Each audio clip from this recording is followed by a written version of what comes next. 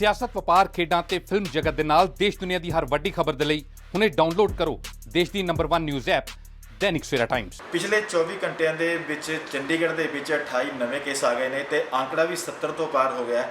ਮੇਰੇ ਨਾਲ ਇਸ ਵਕਤ ਮੌਜੂਦ ਨੇ ਕਮਲ ਕਿਸ਼ੋਰ ਯਾਦਵ ਜੋ ਕਿ ਮਿਊਨਿਸਪਲ ਕਮਿਸ਼ਨਰ ਹੈਗੇ ਨੇ। ਬਾਕੀ ਦੀ ਗੱਲਬਾਤ ਆਪਾਂ ਉਹਨਾਂ ਨਾਲ ਕਰਦੇ ਹਾਂ। ਸਰ, ਪਿਛਲੇ 2 ਦਿਨਾਂ ਦੇ ਵਿੱਚ 28 ਕੇਸ ਵੱਧ ਗਏ ਹੈਗੇ ਨੇ, ਕੀ ਚੱਲ ਰਿਹਾ ਜੀ? ਇਸ ਤੇ ਇੰਨੇ ਕੇਸ ਇੱਕਦਮ ਵਧਣਾ?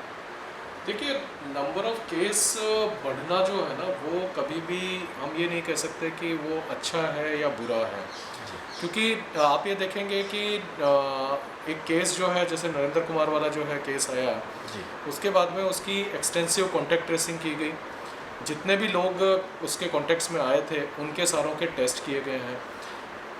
वो सिम्टोमेटिक नहीं थे, लेकिन फिर भी जो है वो टेस्ट किए गए क्योंकि वो प्राइमरी कॉन्टैक्ट्स थे उनके, उनमें से ये पॉजिटिव निकल के आ रहे हैं। और जैसे ही ये केस बापूधाम कॉलोनी में आया था, उसके बाद में हमने बापूधाम कॉलोनी को, 30B को और कच्ची कॉलोनी धनास को, जहाँ जहाँ से केसेस आए हैं उनको पहले से सील कर रखा है। मुझे पर्सनली ये लगता है कि नंबर ऑफ़ केसेस बढ़ना हमारे लिए इतना बड़ा कंसर्न नहीं है, जितना कि इस चीज़ का ये है कि एटलीस्ट हमारी टेस्टिंग ज़्यादा हो रही है और उसमें जितने भी पॉजिटिव केसेस हैं वो हमारे सामने आ रहे हैं, ताकि उनसे आगे संक्रमण ना बढ़े और उनको हम लोगों ने अपनी खुद की उसमें जो है हॉस्पिटल्स के अंदर रखा हुआ है, ताकि अगर उनकी तबीयत बिगड़ती है, कुछ और होती है, तो हम उनका इलाज करा सकें। तो और जितने केसेस आ रहे हैं वो भी हमारी जो कंटेंट जोन है जो हमने सील किया हुआ उस केस उसी में से आ रहे हैं। कल जैसे बापूधाम का कुछ एरिया हमने और बढ़ाया है, जहां हमें लगा कि कुछ केसेस जो हैं इनके प्राइमरी कॉन्टैक्ट और ज़्यादा हैं, उस एरिया को भी सील कर दिया है।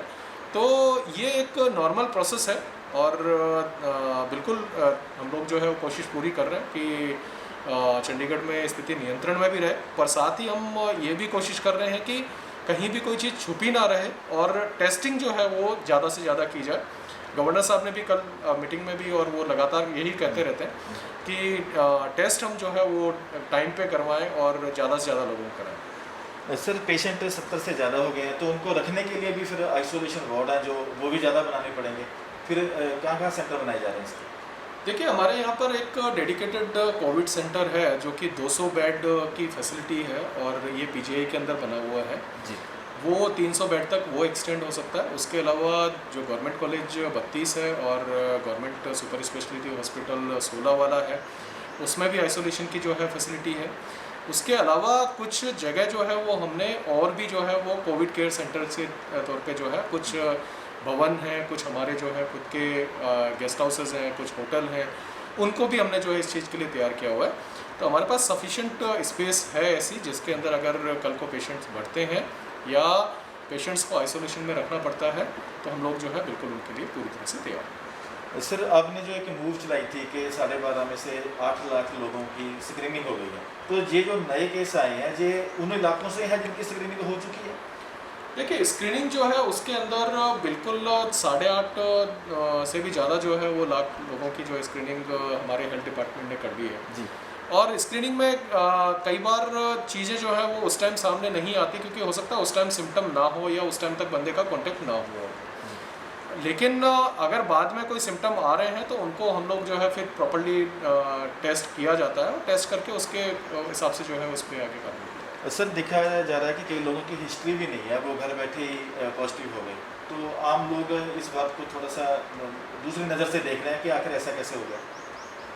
देखिए, कॉन्टैक्ट्स कहीं ना कहीं तो हुआ है, मतलब बिना कॉन्टैक्ट तो जो है वो घर बैठे किसी के पास कोई ना कोई उनके कॉन्टैक्ट में आया है, कहीं ना कहीं से आया, और हम लोग जो है कॉन्टैक्ट ट्रेसिंग उनकी जो है बड़ी एक्सटेंसिव कॉन्टैक्ट ट्रेसिंग हो रही है। आप देख सकते हैं कि एक जो केस बापूधाम वाला था उसी के जो है वो 132 कॉन्टैक्ट्स हमने अलग अलग से जो है वो निकाले, अलग अलग जगह पे उनके कॉन्टैक्ट जो है वो निकलते रहे। इवन 52 वाली सेक्टर 52 के अंदर जो केस आ रहे हैं वो भी उन्हीं की भांजी है। तो और कॉल डिटेल्स भी हम लोग यहाँ पे जो है जो भी पॉजिटिव पेशेंट्स आ रहे हैं उनकी कॉल डिटेल्स भी ले रहे हैं, ताकि हमें पता लगता रहे कि उन्होंने किन किन से ज़्यादा बात हुई है या किस एरिया के अंदर वो गए। सो हमारी कॉन्टैक्ट ट्रेसिंग जो है वो बड़ी रोबस्ट है और बहुत अच्छी तरीके से चल रही है। साथ ही जैसे 1-2 केसेस हैं जिनका हमें अभी नए आए हैं, जिनका नहीं पता लगा कि कहीं पे वो गए हैं या नहीं गए, उनके भी कॉन्टैक्ट्स जो है प्राइमरी कॉन्टैक्ट्स को टेस्ट लिया गया है, उनके रिजल्ट्स अभी अवेटेड है। मुझे लगता है उनके बारे में पता लग जाएगा। सर, पिछले एक हफ्ते में तो चलो इतने केस नहीं आए थे जो पिछले 2 दिनों में आए हैं, तो लोगों को एक उम्मीद बन गई थी कि 3 तारीख के बाद शायद लॉकडाउन खुल जाएगा या कर्फ्यू खुल जाएगा, उन्हें थोड़ा सा रिलैक्सेशन मिलेगा। जो मीडियोकर फैमिलीज़ हैं या फिर पुअर फैमिलीज़ हैं उनको काफ़ी ज़बरदस्त हिट मिला है इसकी वजह से, काम धंधे बंद है जी। तो अब हम क्या इसका अंदाज़ा लगाएं कि 3 तारीख के बाद कोई रिलैक्सेशन मिल सकती है काम धंधों में या दूसरी जो सर्विस इंडस्ट्री है लोग खोल सकते हैं अपनी दुकान? देखिए, इसमें एक गवर्नर साहब ने, फाइनेंस सेक्रेटरी साहब की, मेरी डीसी साहब की और हम 2 और ऑफिसर हैं उसके अंदर जी। हमारी 5 लोगों की एक कमेटी बनाई हुई है। तो हमने काफ़ी अलग अलग स्टेक होल्डर्स जो हैं, व्यापार मंडल हो गया, CII हो गई, रेजिडेंट वेलफेयर एसोसिएशंस हो गई, और जितने भी अलग अलग ग्रुप्स हैं यहाँ पे चंडीगढ़ के अंदर, उन लोगों से जो है ओपिनियंस लिए हैं। करीब 100 से ऊपर जो है ओपिनियंस हमारे पास अलग अलग सजेशंस जो हैं वो उनके आगे हैं। आज शाम तक हमें ये रिपोर्ट फाइनल करनी है, तो हम लोग जो है वो बिल्कुल सारों के जो विचार आए हैं उनके हिसाब से एक बार मतलब उम्मीद है सर हम लोग कमेटी का अपना काम जो है वो रिकमेंड करने का है। अभी हम लोग उनको गो थ्रू हो रहे हैं, बाय इवनिंग जो है वो जैसा बनता है हम लोगों का 5 का बैठ के जो है विचार जो बनेगा वो हम लोग जो है प्रशासन को देंगे और फिर जो है उसके ऊपर कुछ फैसला होगा। लेकिन 3 से पहले जो है लोगों को पता लग जाएगा कि क्या क्या चीज़ों की सहूलत मिल रही है और किन किन चीज़ों के अंदर सहूलत नहीं मिल रही। यूनियन होम मिनिस्ट्री को सर भेजने हैं जी सारे सुझाव? नहीं, यूनियन होम मिनिस्ट्री यहीं पे चंडीगढ़ प्रशासन में गवर्नर साहब और एडवाइस साहब आप खुद फैसला लेंगे? जी, यहीं के लोग।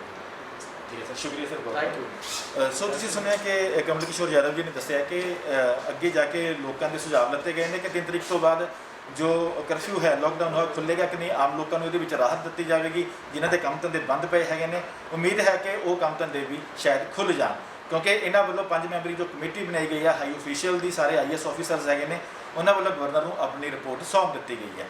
ਇਹ 1-2 ਦਿਨਾਂ ਦੇ ਵਿੱਚ ਪਤਾ ਲੱਗੇਗਾ ਕਿ 3 ਤਰੀਕ ਤੋਂ ਬਾਅਦ ਲੋਕਡਾਊਨ ਅੱਗੇ ਜਾਏਗਾ ਕਿ ਨਹੀਂ। ਕੈਮਰਾਮੈਨ ਸੁਨੀਲ ਦੇ ਨਾਲ ਸੁਸ਼ੀਲ ਗਰਚਾ, ਦੈਨਿਕ ਸਵੇਰਾ, ਚੰਡੀਗੜ੍ਹ।